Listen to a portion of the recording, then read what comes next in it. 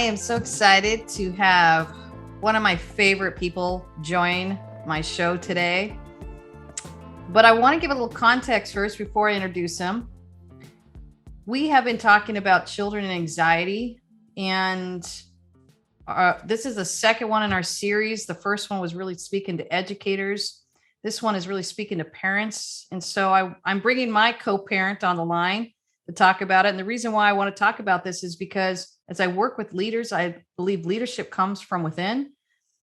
I believe that as our children are doing well, we do well as leaders. When our children are doing poorly, we are struggling as leaders. And so I deeply care about all the leaders out there who have children and who are also grappling with anxiety in our children. And I want to speak to that because I'm listening to a lot of different leaders on a daily basis talk about it. And since this is a conversation, all our conversations are really about thriving and not just surviving life. So I'm bringing on my favorite person here, Darren Penny, who's my co-parent of we've been married for over almost 30 years, but co-parenting for the last 19, huh, Darren? That's right. And I like how in the span of this podcast already, I've gone from one of your favorite people to your favorite person. I got upgraded already. There you go. There you go. Maybe because you're taking time out of your busy work schedule to join me online. So you're in your office and I'm in mine, but we got to meet on Zoom today. So thank you for just taking time, Darren, because honestly, I didn't want to have this conversation without you. I didn't want to have this conversation talking about parenting and our own journey with anxiety and sensitivities in children. I just thought, I don't want to tackle this on my own. I want you here with me because you were a huge part of this. And with our kids now being 17 and 19 and young adults, and we're launching them into college and we're crossing that finish line of them, I feel like, well, now we can talk about it. I don't think we had our ducks in a row when we were dealing with it, but now that we're toward the finish line, now might be a good time to start talking a little bit about our experience together. Sounds good. So let's go ahead and jump in, Dare. Let's talk a little bit about anxiety in children, and then let's talk a little bit about what that has meant for us personally and what we have dealt with. But I just want to ask this question first. Why do you think our children are anxious? Ooh, that's a really, really interesting one. I would say there's no silver bullet. There's not just one reason. And I would suspect a couple of things. I'm going to start with this one, personal sensitivity. I think on a spectrum of over here, like a child that's like very low outward sensitivity toward the world around them. They're just very strong sense of wellness and it's all going to be okay. It's all going to work out. And then this long continuum. And over here, this child who's always looking to the world for cues. Am I okay? Is the world okay? Am I safe? And some of that is hardwiring and some of that is the environment, but there's a big spectrum. So that being said, there's no single reason.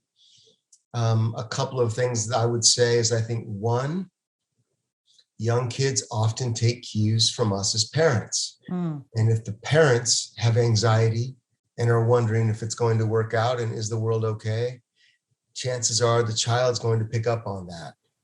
Hey, mom and dad seem pretty worried. Maybe I should be worried too. What is going on? So I think that would be one. I think I think that's a good starting point right there. Just sometimes it's hardwiring, sometimes it's picking up on cues. And I would say this, and this is probably something I'll mention more than once. The world we live in right now is really hard on the human soul. Yeah. Let alone a child's soul. And there are so many things coming at us. And as a child, I think there are so many easy ways to be overwhelmed. And that might lead towards anxiety. So what a child does is they don't know what to ask for. They don't know how to ask for help or what that help might be. So what they do is it just comes out as anxiousness. And it could manifest in turning inward. It could manifest in outward ways. It could manifest verbally if they're a verbal child. It could manifest as illness, an upset stomach, not feeling good. It's so many different things. But the world is a really fast moving place right now. And a child's soul is not a fast moving place. A child's soul tends to be looking for a safe place to live, to exist, to grow, a fun place, a nurturing place. And safe, nurturing, and fun don't explain a lot of the world right now.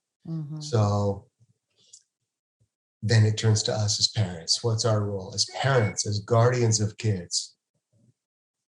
What can we do about that? And I don't know if you're ready to jump into that yet. Yeah, I am. I think it's time to kind of shift into our personal journey with this. But I think we got to give our listeners a little context for you and maybe a little context for me. So I'll just ask this question. I'll let us both answer it. Are you an anxious person by nature? Do you lean toward anxiety? Oh man, that's funny. I don't lean in the same area code as anxiety. I lean toward Hakuna Matata living, from I think that's Lion King, right? No worries. Carpe I diem. lean toward, what's that? Carpe diem. Yeah, carpe diem, seize the day. And I lean toward a pretty strong bent toward it's all going to work out. And if I get worked up or spun up, it's probably not going to do much for me. If anything, it might just make it worse. So no, I don't tend to be anxious. Let me flip that back toward you. How about you? How would you rate yourself in terms of? I was going to ask you to describe me. Well, I'm who did you marry? No. You're not stepping in that one, huh? I'm going to let you self-identify. Self-identify, yeah. I am going to self-identify as someone who has, in my earlier years, particularly dealt with a lot of anxiety, but hidden anxiety, masked anxiety. I was smart enough to know how to present a polished self, and then had a lot of internal fears and chaos and insecurities. As I've become more and more whole and grappled with some of that, I feel myself just becoming more and more congruent with, I wouldn't call myself an anxious person. I would call myself just highly sensitive to this world, the stimuli, emotional vibes I pick up on. I can pick up on a vibe the minute I walk in the room. I pick up on vibes when I'm talking with people one-on-one. So I think that used to keep me anxious because I wasn't sure what to do with everything I was picking up on. As I've gotten more understanding for myself, I would say, I don't think I'm an anxious person. I think I'm a highly sensitive person that can connect and see things a little past what maybe the average person sees. And now I know, my true belief is I can see it and I'll know what to do about it. My false belief was I'll pick up on it and it will freak me out because I won't know what to do without it. So I think that's where I'm now today. It's 52. If you would have asked me decades earlier, I probably would have self-identified as a highly anxious person. Does that resonate? Would you say that's accurate? I think that's accurate. And I think what you describe yourself and how you have changed is a little microcosm of what we as parents get to do for kids. And have this word, I just want to say the word interpret. And I think as an adult raising a parent, raising child, I'll say adult because many of us end up being guardians or loved ones to young anxious kids. We may not be the parent, but we can still offer this. And what we can offer is interpretation. and kids are looking for interpretation. What's going on? Mm-hmm. Mm-hmm. And what's going on in the world and what's going on in me. Mm-hmm. And I think that is the role and the gift of a parent. We get to interpret and help these young, precious souls interpret the world, interpret the input receptors they're getting, things they're seeing, to use your words, things they're perceiving and feeling, things they're hearing. Interpretation is so important because there's just too much coming at them to interpret themselves. They can't do it. And that's where the anxiety starts snowballing. I don't know what's going on, but it sure doesn't feel safe. Anxiety, anxiety, anxiety. So, well, let's talk a little bit more of what that looked like in our own personal parenting. You know, as I'm listening to you talk, boy, it's just a flash of memories is coming back over the years. Yeah. We raised two very different children, Yeah. and it mandated us to be, first of all, highly self-aware to deal with anything that we might be erroneously giving them context for that we don't want them to pass. We don't want to pass on. Right. Or we're sending cues that is only cultivating an anxious spirit. These were all things I think we were very, very conscious of that forced us to kind of do our own growth work and individually and together as a couple. Yeah. But looking at our firstborn, who was a girl, and our secondborn 2 years later with the boy, why don't you talk a little bit about what you've learned with anxiety of children as you kind of think of our own children? Yeah, I can only use our two children as examples, but I want to say there are even so many other types of personalities than these two. So I guess I want to offer first a disclaimer. There's no formula. It's just so individual. So yeah, our daughter was certainly more prone to sensitivities and awarenesses that I think led to anxiety because she was perceiving so many things happening around her and within her. And I think one of the things you and I picked up on raising her were these patterns. You know, she seems like she's always anxious right around dinner time. And what's going on with that? And we got to address that with her.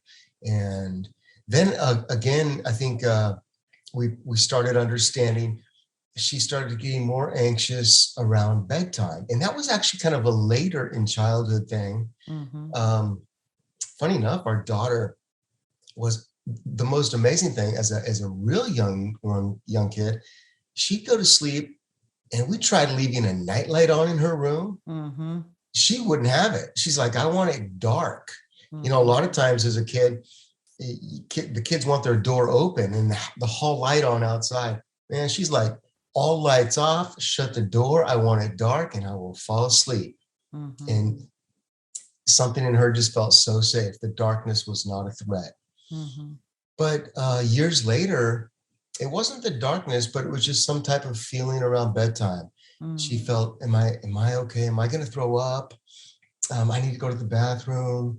And am I hot? Remember we got that question every night. Am I hot? She wanted to check if she had a fever because she was worried about a fever. And we got to go through some routine. What she needed, we realized she needed a routine. She needed a wind down routine. And we created some practices, almost a self-meditative scan.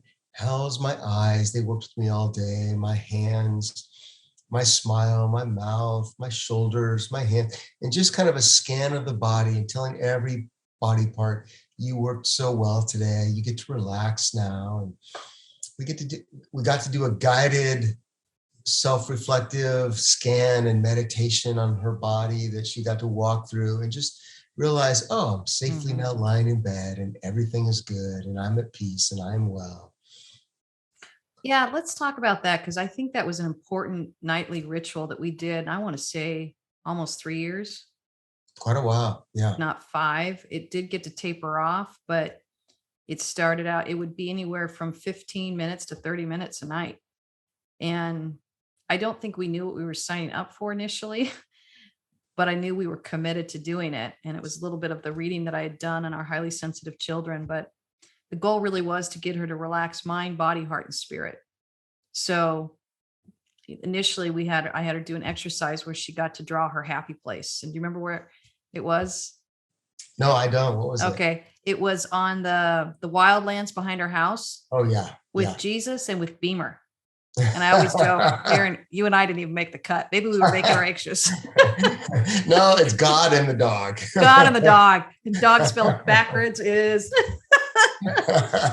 So, it was just starting with the mindset.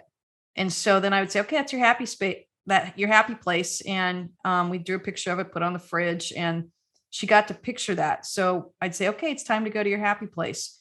I remember it was at night. She didn't like any of the stimuli. And again, it was just too much stimuli. So we had all the lights off. I remember we couldn't even touch her. Do you remember that? She just needed to lie really still. So she'd close her eyes, lie still. I'd tell her to go to her happy place. And that was the mindset. Then we kind of help her take that body scan and thank all her body parts thank you, eyes, for seeing well for me today. It's time to relax. Thank you, shoulders, for helping me out today. It's time to relax. Speaking to her body. So that was the physical piece. And then kind of the spiritual piece and the heart piece really was, I remember we would pray over her. Psalms 23, the Lord is my shepherd, I shall not want. And it gave her something to kind of hook into that was bigger than herself, bigger than you, bigger than me. And it gave her a grounding and I think our highly sensitive children, even our very highly intelligent children, which she is both, somehow know in their early years that even mom and dad have an expiration date. Even mom and dad can't save her from everything. And so I think we were giving her something beyond herself, but that was a ritual we would do. And I remember sometimes you and I would be like, Tag, you're it. Like, I'm so tired after working all day or doing something all day with the kids, and to be able to have that commitment to go in there and do it. But wasn't it a soothing process, both for her and also just the relationship between the parent and the child? Oh, yeah, it really was. I think it was a powerful check-in, knowing where she was and just walking through the wind down with her. The wind down. Mm-hmm. And the settling of the soul. Mm. And it was really, I learned from it myself because I'm not a very anxious or sensitive person that needs those types of big transitions. Mm-hmm. But boy, did I ever learn from her. Like, I found myself really leaning into it when I would do that with her. Like, whew, I'd walk out from 15 minutes with her and I'm yawning myself. Okay, I think I'm ready to put myself to bed. Yeah, I remember that too. That was a powerful experience. So, hey, maybe there's something here for me. Maybe I do need to have an off-ramp for my day that's a gentle landing for my soul and my body and my mind. And I learned a lot from that. The other thing too, I think we both learned from, as you were saying that, I think about her in sports. You want to speak a little bit to that? Because we learned a lot about her personality. You and I are both athletes. We're both competitive. You loved soccer. I loved softball. And we just knew we were going to raise little athletes and get them comfortable with playing hard. But yeah, we learned something in that too. You want to speak a little bit to that? Yeah, I will, because I think this is another source of potential anxiety. Not potential, for her, it was real anxiety. So we did, like any good parent, we thought we were doing everything right here in this regard. We signed her up for sports, and it was right. Learn how to play soccer where those kids run around in a little cluster, look like a hive of bees chasing a ball. So they did that. And then she really took to the elementary school girls basketball team, and she enjoyed that. And I still remember very vividly exactly which gymnasium we were in. And it was the first competitive game of a new season. And they had practices. And I saw in this game, she started out and then she started leaning back like, what is going on here? And I started realizing what was happening is we had reached a new level of competition. And now it wasn't about the sport and the game and the participation. it was about playing defense and offense and winning and blocking. And in talking with her after the game, she's like, they were elbowing me. I was like, yeah, well, that kind of happens in basketball. Yeah. She was having none of it. As far as she was concerned, we're out here to have fun together. Mm-hmm. And I might be on one team and they might be on another, but we're all out here to have fun. Mm-hmm. And, that is not the mindset in youth sports past a certain age. It's not about fun. It's about competition and winning. Mm-hmm. And that's when we knew she was done with these competitive sports. The same thing, a little different way, played out on the soccer field. She stayed with it a little bit longer. And I think because there was more space, it wasn't, the close proximity of basketball with, pick and rolls and blocks and elbows being thrown. Mm-hmm. But we realized she is not a competitive soul. Mm-hmm. She loves the physical experience of athletics. And that is what really was her pivot point into dance. Mm-hmm. And she took dance a long way. I mean, she was she would train as a dancer literally every day of the week for years. And all that being said, for all the years she did dance, she was never on a competitive team. Mm-hmm. She didn't want to have a score, but she was a performer, both in ballet and hip hop and modern dance. But as long as she could enjoy it, be on a team that worked together and enjoy the music, enjoy the movement, that was her. And that's still her. Just not, competitiveness brought anxiety for her. And that's what we had to see. Our daughter is not us. She's her own unique soul, and her soul does not appear to be made for competition. Yeah. And I think this is where I agree with you. We didn't do everything right. But one of the things I really appreciate about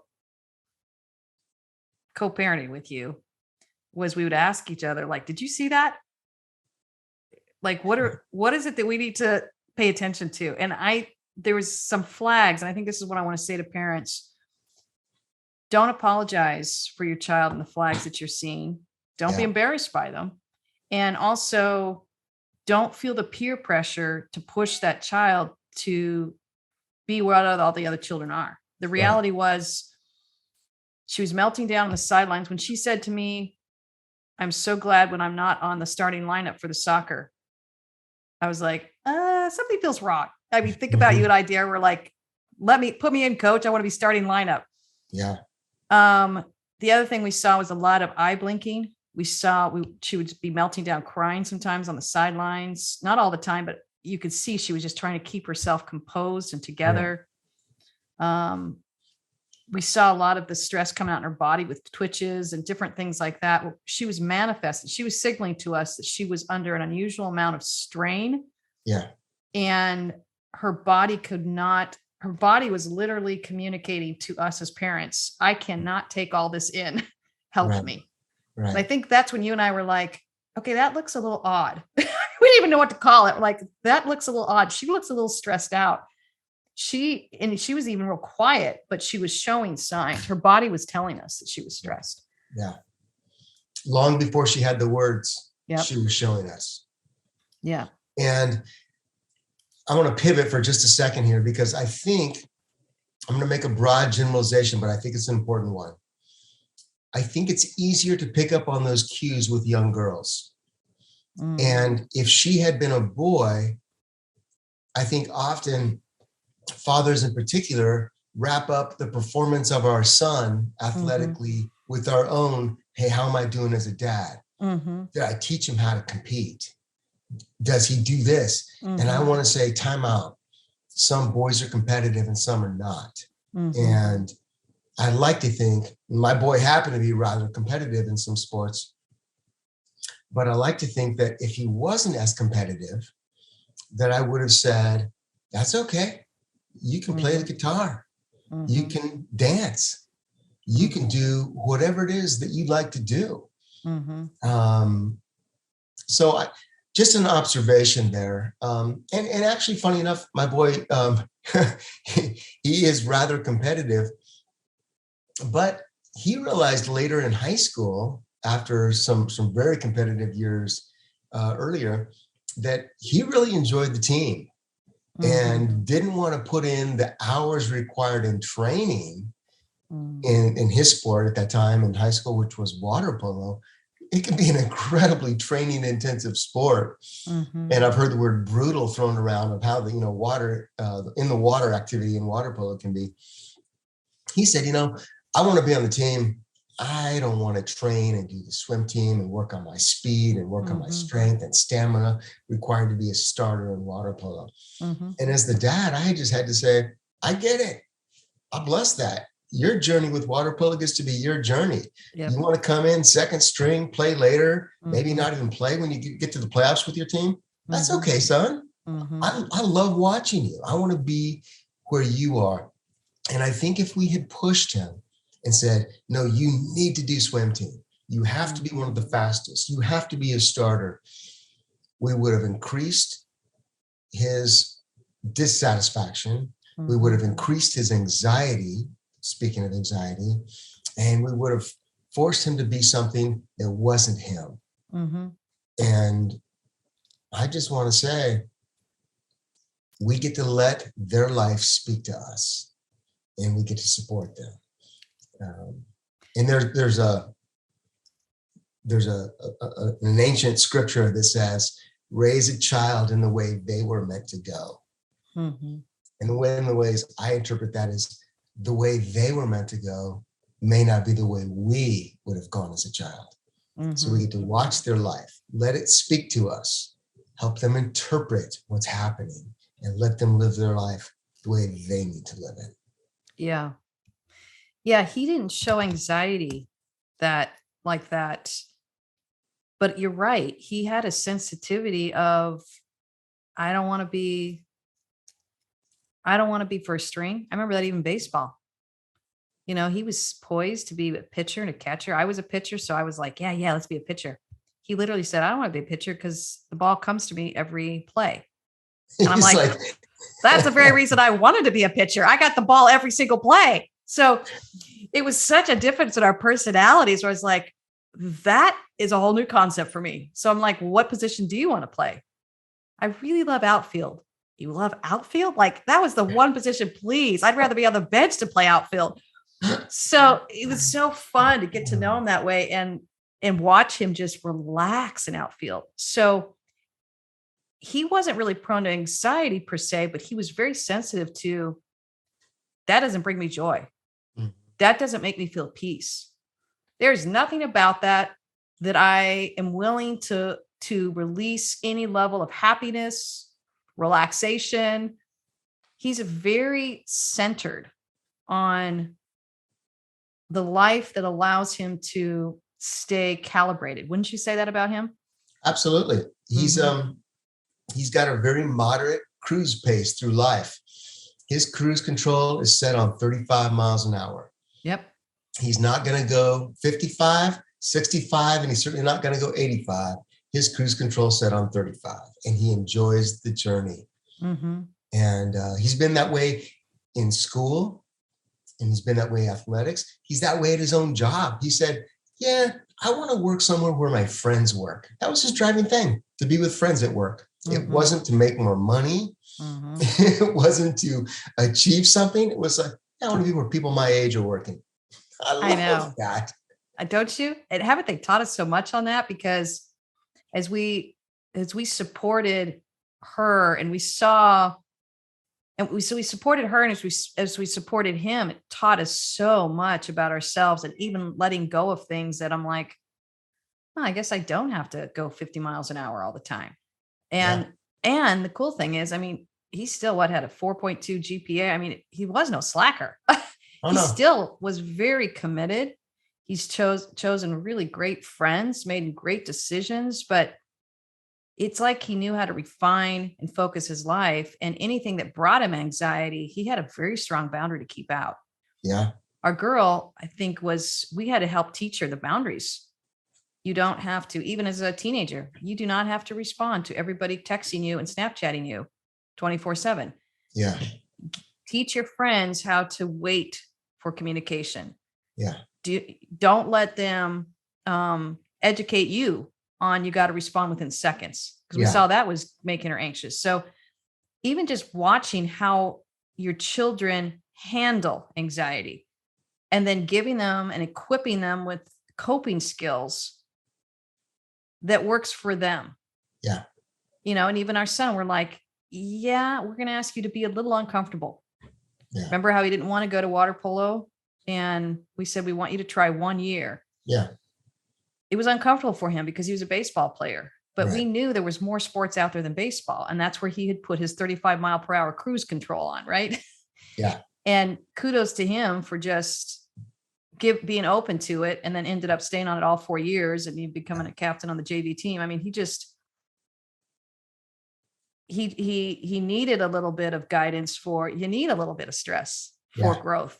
Yeah. And then with our girl, we're like, you get to pedal back on the stress.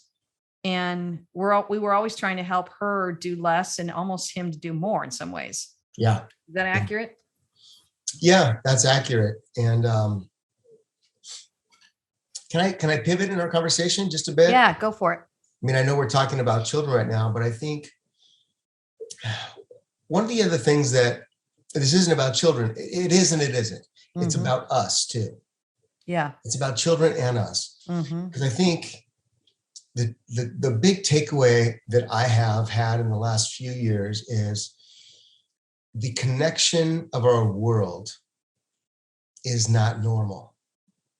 Our modern day connectedness is not normal, and it leads to anxiety. If there's one thing that has caused me anxiety in recent years, it was me realizing I know too much what's happening in this world. I used to stay connected at a particularly, I would say, unhealthy level to world events. I could tell you what conflict was happening in Africa. I could tell you details about international problems that were percolating. I could tell you in too much detail problems within our own country. And I was so aware of almost this geopolitical landscape of our world, natural disasters.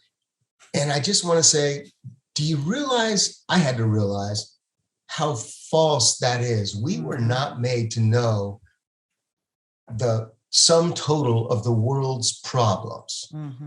And it was a friend who helped me see this. I was carrying literally in my mind and in my psyche all this knowledge of the world's problems daily with me. And it was starting to really get to me. And I was starting to feel anxious. And I was feeling overwhelmed sometimes with what was going on in our world. And it was not leading to a good place. And that is absolutely false. It's these. And technology is wonderful, but we carry a connection literally to the whole planet in our pocket. And when we pick up our phone and look at it, what's popping up? Is it the latest stock report from CNBC? Is it the latest newsreel from our favorite news channel? What is it? And to be honest, I had to shut up all those notifications. And my phone rarely goes off anymore. I don't get a bing when I get a text message. I don't get a when I get a email. I connect with that device when I choose to, not when it tells me somebody wants me. I don't remember the last time that I actually even listened to it ring. So yeah, both of us keep it on silent, don't we? In fact, the kids will sometimes get frustrated when realizing we're not hearing it ring. That might be a little bit extreme, but I want to say, as long as we're talking about anxiety, we've got to protect ourselves and our kids from the access that modern technology has given the world to us and our souls. We were never meant to have that awareness, or we were never meant to have 30 people have immediate access to us if they want it. And I'm not downplaying Snapchat or Instagram or TikTok or all these notifications we can get. Hey, they have their place. Mm-hmm. But we need to make sure that their place is the place we want them to have in our life and in our kids' life, not the place that they demand. Yeah. And it just reminds me of a conversation we had recently about 360. Mm. Keeping tabs on our kids keeps a lot of, and I'm not saying to do it or not to do it. This isn't any opinion piece on that, but keeping tabs on them, I've noticed sometimes keeps our kids anxious and it keeps our parents anxious. And we're starting to realize this as we're watching this play out. What are some of your thoughts on that, dear? Well, yeah, thanks. I tend to be more hands off. Mm-hmm. Full disclosure, I've never had, a lot of parents have families have the live 360 or some version of that. And I don't have that, never had that. I'm old school. I'm like, well, we call it a key in our home. We say, well, you've done a lot of trustworthy things. I know you to be honest, integrous, and trustworthy. You have a trust key. We call it literally a trust key in our family. Yep. And they can lose them too. Yeah. So they could do something that causes them to lose a trust key. We'll tell them you've lost your trust key and now you have to do this. Yeah. Mm-hmm. So we told our son recently, he was doing a high school grad trip with some of his buddies. Mm-hmm. And we said, you've got a trust key, son. You don't need to check in with us. We're not going to keep tabs on where you are. You've got a trust key. Mm-hmm. And off he went. So that may not be the right thing for everybody. I know some family situations warrant, hey, I need to know where you are at all times and I need to have access to you at all times. So I don't judge that in any way. It's just not what we needed. But I would say if you don't need that information, then you don't need that information. Well, and I think it started showing our kids, not only do we trust you, but you can trust yourselves. Yeah. And with some of this fear-based parenting, I guess is the way to say it, I think it's creating fear. The fear is leaking over to the kids where they're starting to fear like they can't trust themselves when they're adulting. Yeah. And I think our constant goal was to say, you get to trust yourself. And by the way, you're not always going to get it right because we don't get it right either all the time. Yeah. So the goal isn't perfection.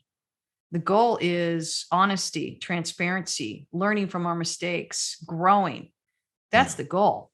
Right. So if we're focused on the wrong goal, like perfection or not making a mistake or getting everything perfect and right, I see that as a very strong catalyst for anxiety in the home. And when we have anxiety in the home, we have anxiety in our children. Yeah.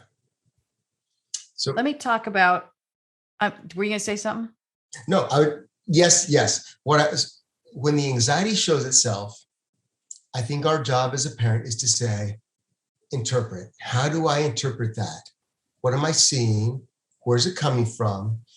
And then what's the interpretation I can offer my son or daughter to help them move through that and not get stuck in the anxiety?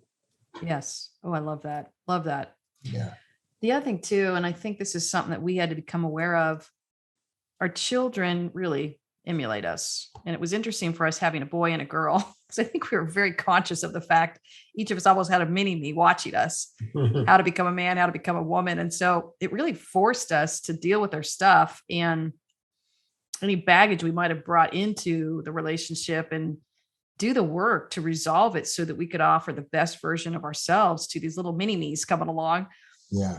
And I say that with tongue in cheek because I really do see them as such individual people. But when you're raising a little girl as a woman, you're like, what is it that I might be messaging to her that I don't want her to have as she moves into womanhood? And I think this idea that we ask quite a bit between each other is, how do we handle anxiety between us as parents? Because we know our kids are watching us. We're modeling it to them. And you and I have different thresholds. And it reminds me of the sharpened pencil conversation that we had to have. Yeah. Do you want to speak to that at all? Yeah, absolutely. Because we've grown a lot, the two of us together, on how how we recognize, work through anxiety. Well, first of all, I'm going to tell a story about you that's kind of a funny one. You like to have yourself prepared. Yes. And sometimes when all of a sudden you might realize you're not prepared, you have a little mini panic. And it is mini, M-I-N-I. Yeah. I remember one time in an airport, it was after 9/11. You're not going to tell the court bag, are you? Yes, I am.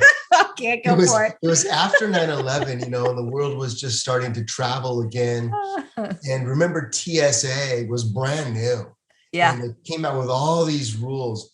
And one of them was all of your liquids had to be less than 3 ounces, and they had to be outside of your other bag and in a see-through court bag.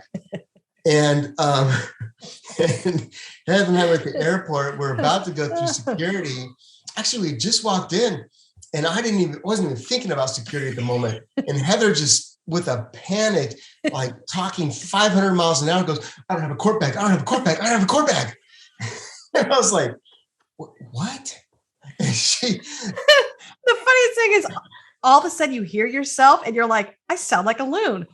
And then I saw the look on your face like, what just happened to my wife? I just lost her for a span of 15 seconds.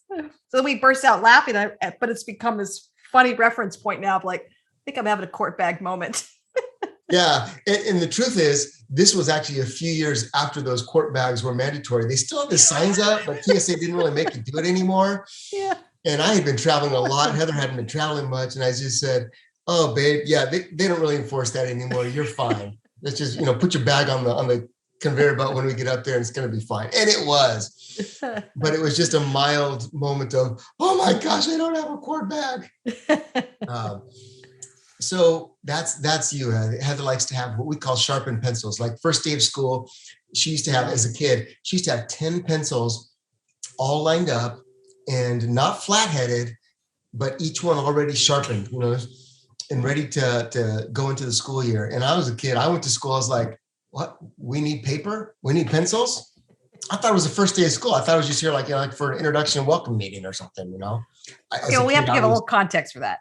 It was coming out of a heated argument we were having where all of a sudden it dawned on me. I just said, "How did you go to school?"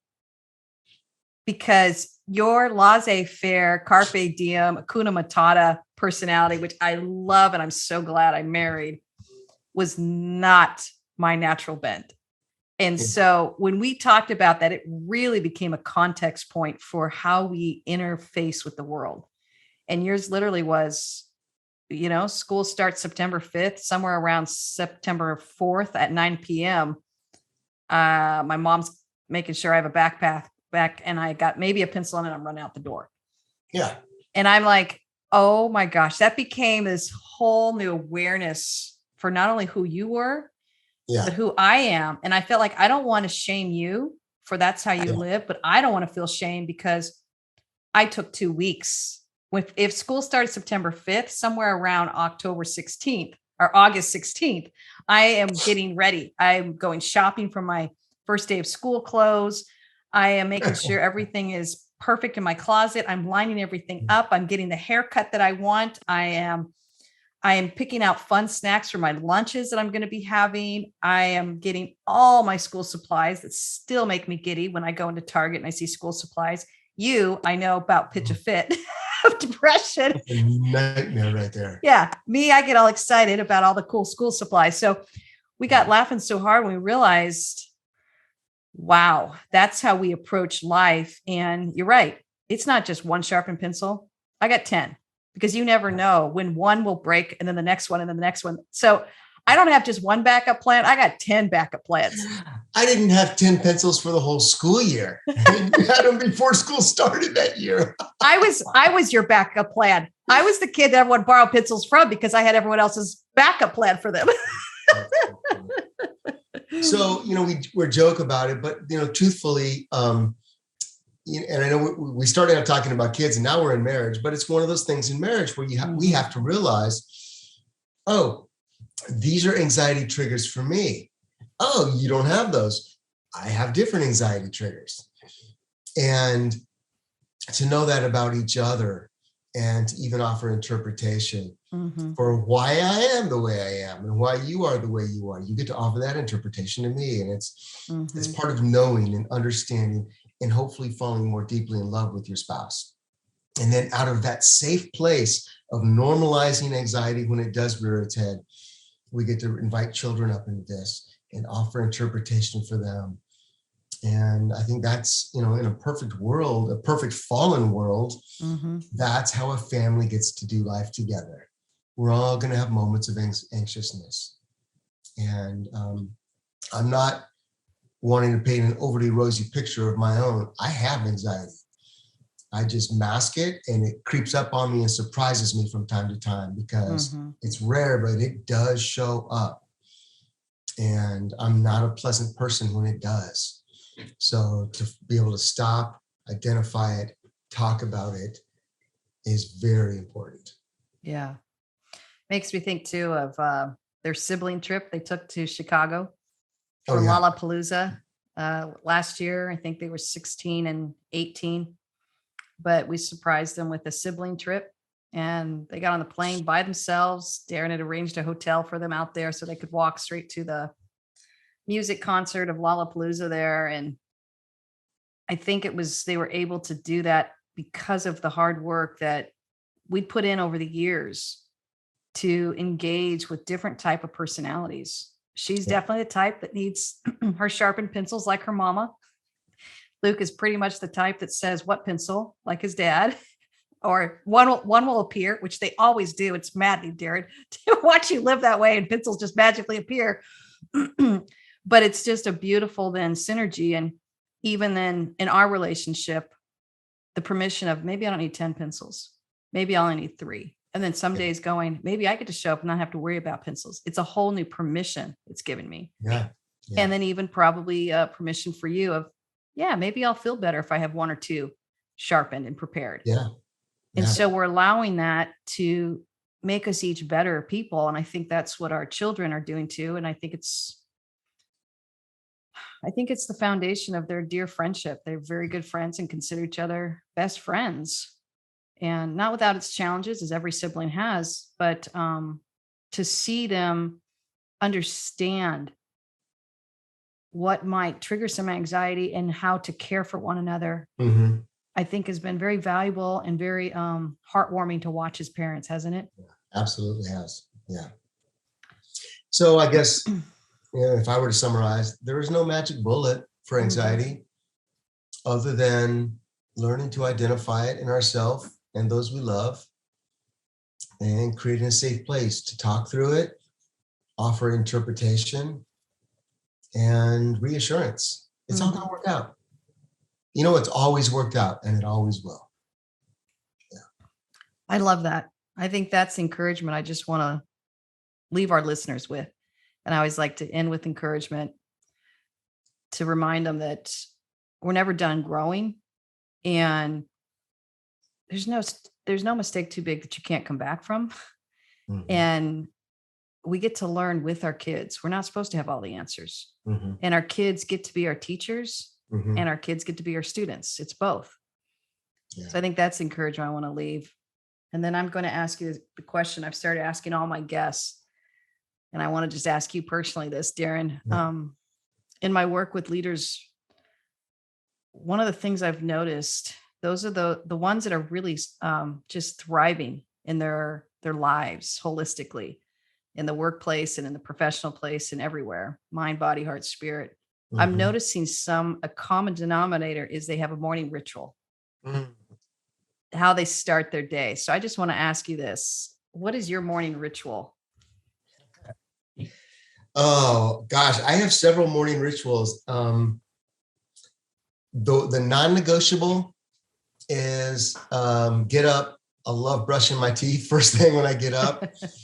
And then I walk right out. In fact, I have the latte espresso machine on a timer. Usually when I get up and walk out, it's already 200 degrees, ready to start steaming a cup of milk to make a latte. I love that latte. After that latte, I usually sit down and do a little bit of reading, and then often we'll jump into some type of a workout. if I got up early enough and I don't have early morning clients, it's a workout next. But those are my non-negotiables. It's coffee, it's reading, and then hopefully it's workout. And for me, workout is also synonymous with time outdoors. I am not an indoor worker outer. It could be raining, it could be whatever the weather might be, I'm outside. I've got to get outside, spend so much of my life indoors. I bring maps and wild things into my indoor spaces as well, but I've just got to get outside. That's how I start my mornings. I love it. So centering. Well, thank you. Thank you for coming on my show with me today. Thanks for taking time out of your busy work schedule, and thanks for co-parenting with me. You've been so amazing to co-parent with. Oh, mutual, hon. It's my life's privilege to do all this with you. I'm glad I get to be one of your favorite people. Oh yeah, you are my favorite person. Well, one of three. Now we birthed two of my other ones, huh? Oh, that's good. That's good. All right. Well, I think we have dinner plans tonight. We're going to go out tonight, so I'll see you in a little bit. Okay, sounds good. See ya. Bye.